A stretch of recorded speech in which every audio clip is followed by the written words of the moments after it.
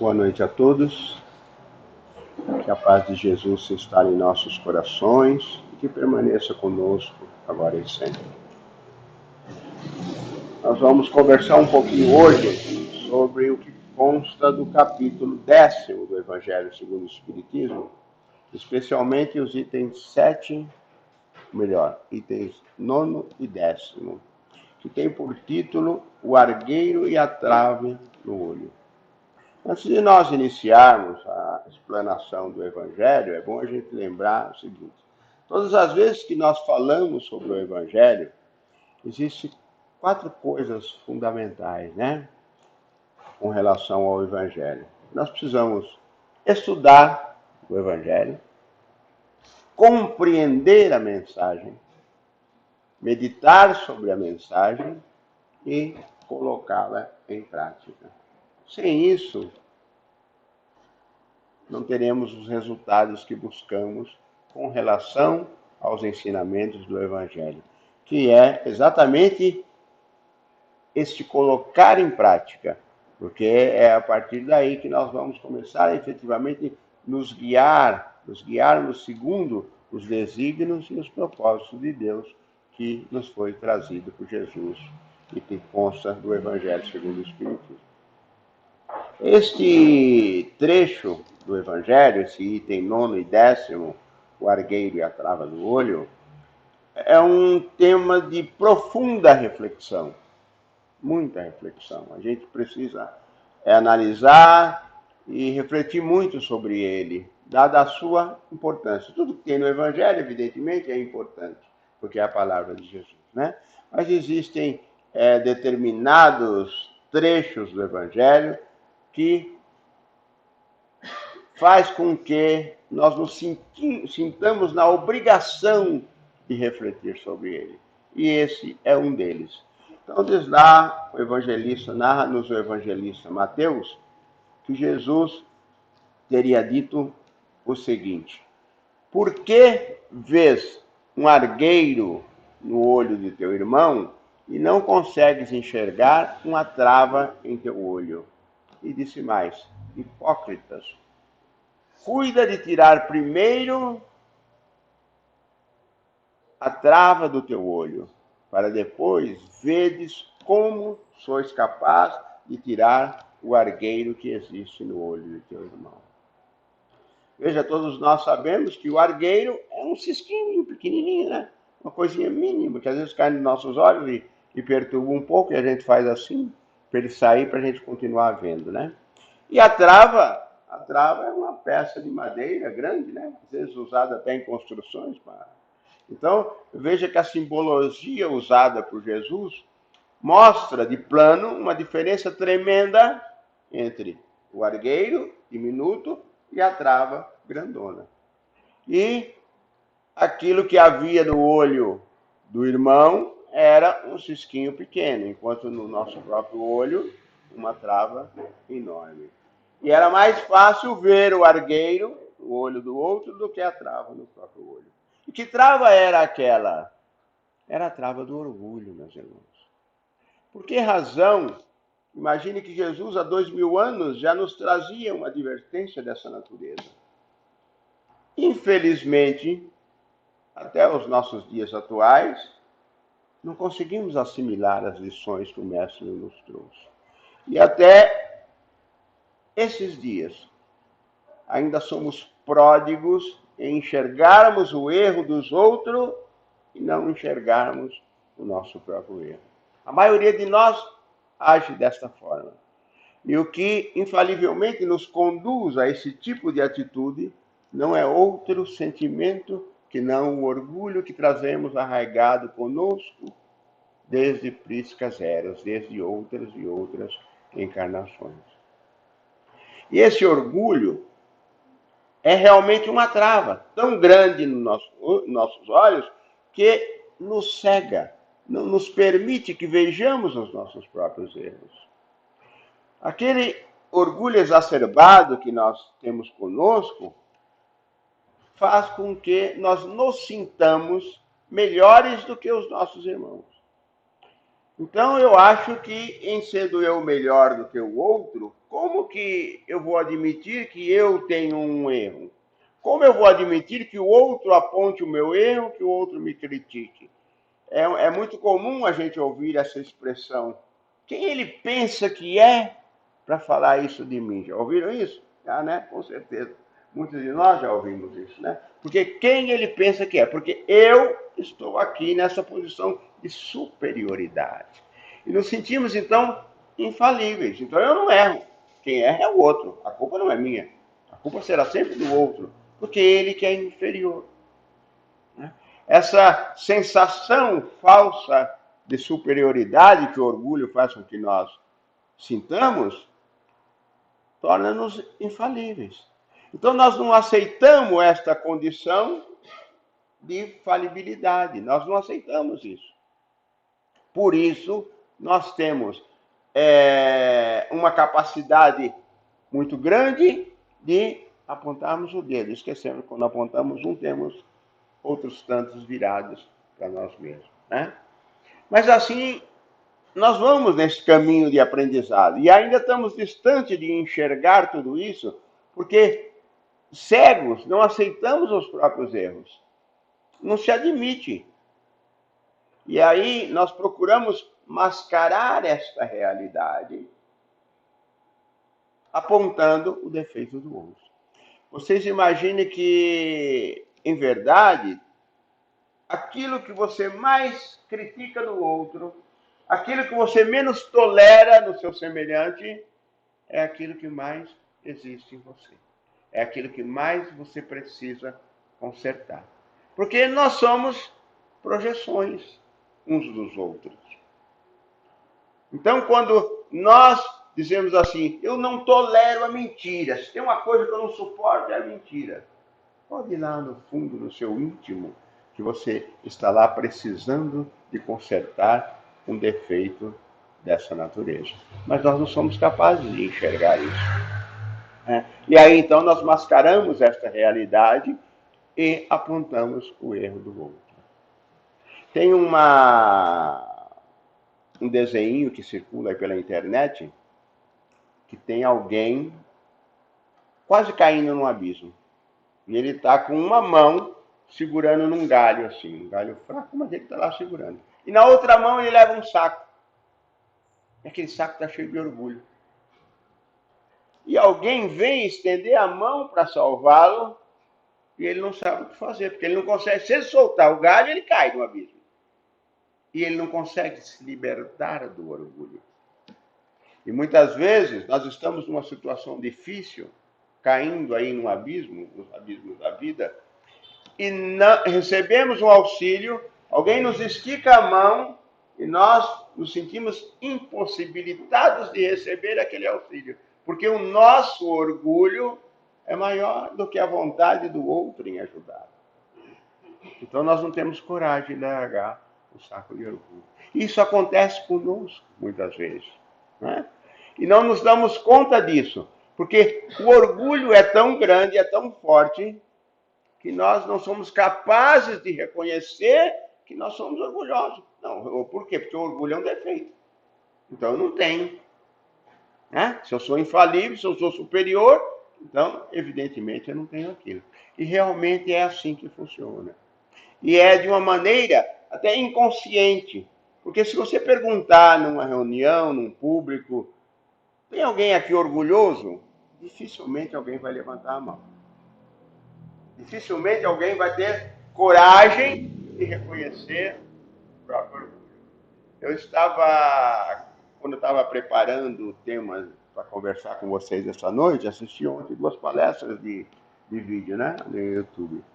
E numa delas, o palestrante trouxe à baila o exemplo de André Luiz. Eu vi aqui, isso é uma frase de André Luiz, né? O exemplo de André Luiz, quando no livro Nosso Lar, ele narra que depois que desencarnou, ficou 8 anos no umbral. E aí ele relata as razões que exigiram que ele permanecesse 8 anos no umbral. Com toda a humildade, ele relata aquilo. Eles defeitos que eles nunca se deu conta de que ele tinha quando encarnado. E assim somos nós. Nós passamos a vida inteira repetindo os mesmos erros e não nos damos conta que estamos errados, porque o orgulho não permite. Falta humildade para reconhecer que você tem aquele defeito. E é o primeiro passo para que a gente possa se libertar dos nossos defeitos. É o reconhecimento. Se nós não reconhecermos que temos este ou aquele defeito, jamais nós vamos conseguir superá-lo. Jamais nós vamos conseguir nos libertar daquele defeito, né? E aí a gente fica de lá para cá, empurrando para um, empurrando para outro. Eu lembrei uma passagem de... Conta-se que Gandhi foi procurado por uma mãe. Gandhi, quando estava lá na Índia, né, dominando lá, era um sábio. Ele era procurado pelas pessoas que vinham se aconselhar com ele, né? E essa senhora foi com o filho procurar pelo Gandhi. O filho tinha um problema, ele estava comendo açúcar em excesso. E ela não sabia mais o que fazer, porque aquilo já estava um hábito pernicioso. E ela foi procurar o Gandhi para ver se ele dava um conselho para o menino, se podia se livrar daquele problema. E chega lá, relatou os fatos, e o Gandhi falou, tá, tudo bem, faça o seguinte, volte com o menino aqui daqui 15 dias. Ela estranhou aquilo, né? Porque é uma coisa que aparentemente seria tão simples aconselhar para que ele mudasse o hábito, né? Mas obedeceu. 15 dias depois, ela retornou falar com o Gandhi. O menino, o Gandhi, por favor, sente-se aí. Sentaram-se. E aí o Gandhi falou, meu filho, tomei conhecimento que você está ingerindo açúcar em excesso. Seria bom se você pudesse, ainda que fosse um sacrifício isso, mas que você pudesse abandonar esse hábito, porque esse hábito é pernicioso, isso faz mal à sua saúde, vai estragar os seus dentes e pode lhe trazer uma série de problemas para a sua saúde e para o seu crescimento. Então, faça este sacrifício. Procure abandonar o hábito do açúcar. E a senhora agradeceu, levantou-se. Quando ela estava saindo, ela falou, eu agradeço mesmo mais uma vez o conselho que o senhor deu para o meu filho. Eu só não entendi uma coisa. Por que o senhor me pediu para eu voltar daqui 15 dias para dar esse conselho? E Gandhi disse, é porque há 15 dias atrás eu ainda consumia muito açúcar. Então percebe que nós não temos condições de estar fazendo com que se aclareie os defeitos dos outros, quando os nossos estão ali em evidência, e somente nós não somos capazes de ver. É a história da pessoa que fica falando para o outro, você está fumando demais, como é que é isso? Você vai acabar com a sua vida com um cigarro, não é? Mas ele está obeso, está desse tamanho, porque come demais, né? E não faz exercício. Então, vivemos numa situação, estamos aqui nesse mundo de provas e expiações, onde somos todos aprendizes. Então não temos condições morais para nós ficarmos mostrando o erro do nosso irmão, sem reconhecermos os nossos próprios erros. Então é preciso fazer este exame de consciência, né? O que temos na nossa vista? Um argueiro ou uma trava? Como anda o nosso proceder para nós estarmos reclamando do outro, para nós estarmos apontando os erros e os defeitos dos nossos semelhantes? Tem uma outra historinha, tenho 5 minutos aqui, ainda vou contar mais uma historinha. Tem uma outra historinha que elucida bem essa situação, e é bom porque quando a gente conta as historinhas, elas ficam mais firmes na mente de cada um de nós, né? E a gente vai guardando isso para buscar pôr em prática. Mas tinha um casal que tinha uma mulher que vivia olhando a vida alheia. E eles se mudaram para um outro bairro, e na casa da frente havia uma outra senhora lavava sua roupa e estendia nos varais. E a mulher, todo dia que a outra vizinha estendia as roupas, ela dizia: marido, é incrível, essa mulher não sabe lavar roupa. Olha só que coisa, olha a cor das roupas que ela pendura no varal, tudo encardido. É pena que nós estamos aqui chegando agora, porque senão, se eu já tivesse um pouco mais de intimidade com ela, eu ia lá para ensinar ela a lavar roupa ou falar para ela, porque não é possível uma coisa dessa. E o marido, pacientemente, lhe dizia: mulher, deixa isso para lá. A gente já tem tanto problema. Vamos cuidar da nossa vida, vamos cuidar do nosso problema. Esquece a mulher. Mas ela não aceitava os conselhos do marido. Ela achava que era um absurdo aquilo, né? A mulher lavar a roupa e estender aquelas roupas todas encardidas no varal. E assim a ladainha se repetia a cada vez que a vizinha estendia suas roupas no varal. Até que uma manhã, o marido acordou mais cedo, estava por lá, aprontou o café, tudo. Daqui a pouco a mulher: marido, corre, bebeu uma coisa. O marido chegou perto dela: olha só, marido, um milagre. A mulher aprendeu a lavar roupa. Olha como está tudo clarinho, o varal dela como está limpinho. E o marido falou: não, amor, fui eu que acordei mais cedo e dei uma limpada nos vidros da nossa janela. Então, meus irmãos, às vezes é necessário que a gente faça uma limpeza na janela da nossa alma, para que a gente possa enxergar aquilo que existe dentro de nós. Seria necessário, se houvesse a possibilidade de nós sairmos do nosso corpo, para que nós pudéssemos ver exatamente como nós somos, as nossas atitudes para com os nossos irmãos, como nós tratamos o outro. Né?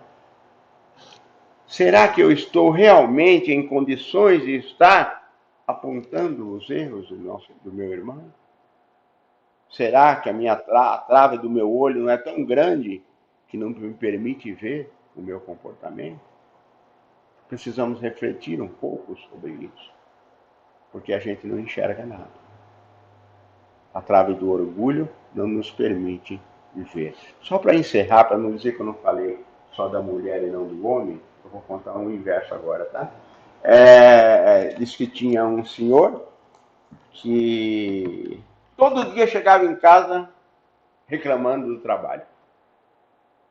Olha, mulher, eu não aguento mais aquele emprego, eu vou sair dali. Porque os meus colegas de trabalho é insuportável, é abominável o que aquele povo faz. Ninguém quer saber de nada. Você tem uma ideia? Aí ele começou a falar, e a mulher interrompeu e falou: o que foi dessa vez? Quando ela falou o que foi dessa vez, ele já teve um insight, né? Eu falei: será que é todo dia que eu falo a mesma coisa, né? Porque dessa vez, então, é sempre, né? Mas continuou. Tem uma cadeira lá que é para sentar as pessoas que chegam para serem atendidas. Você acredita, mulher, que o pessoal vem, senta, é atendido e larga a cadeira no meio do caminho? Ninguém põe a cadeira de volta no lugar. E mais ainda, o que é pior, os colegas de trabalho todos ali, não tem um que seja capaz de levantar e tirar a cadeira e pôr no lugar. Todo dia eu tenho que ir lá, tirar a cadeira e pôr no lugar.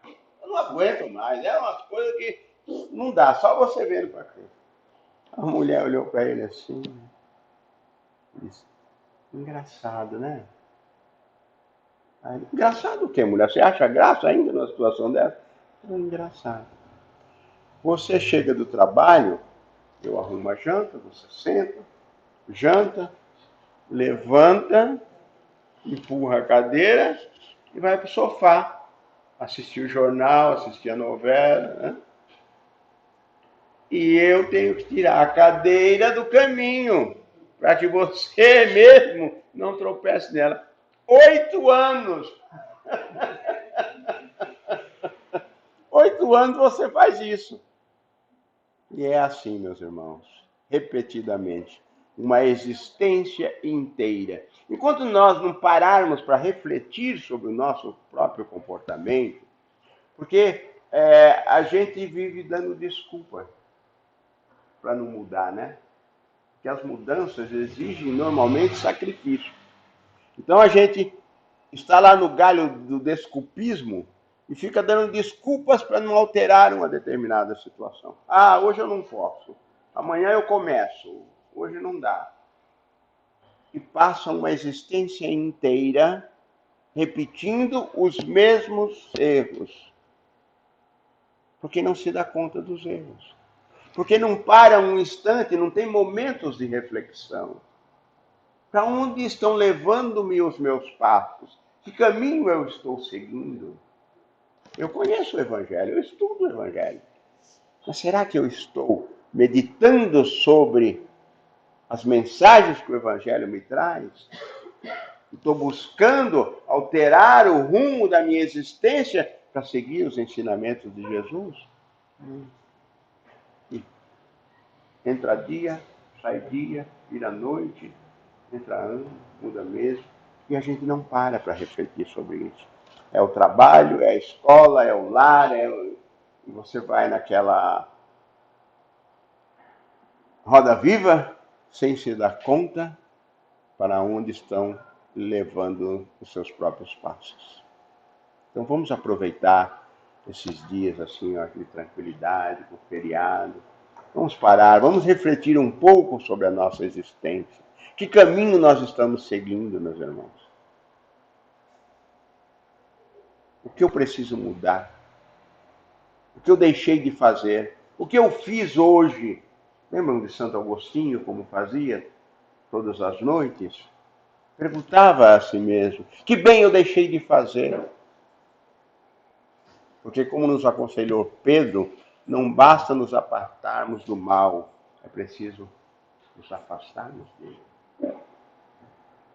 Então vamos aproveitar esses dias aí, tá um feriadinho, descanso. Para um pouco, faz uma reflexão. Pensa por onde eu estou indo e faça um propósito a você mesmo. Mudar. Porque às vezes se faz necessária a mudança para que a gente possa tomar rumos melhores. Né? Se faz necessário você enfrentar e quebrar alguns paradigmas para que você possa efetivamente dar um rumo, dar um destino melhor à sua existência. Deus nos criou imagem e semelhança dele para crescermos, amarmos e sermos felizes. E a felicidade está em nós. Precisamos tomar determinadas atitudes para que a gente seja realmente feliz. Não adianta ficar esperando o outro, o amanhã, o ano que vem, ou quando eu casar, ou quando eu crescer, ou quando eu ganhar na loteria. Não.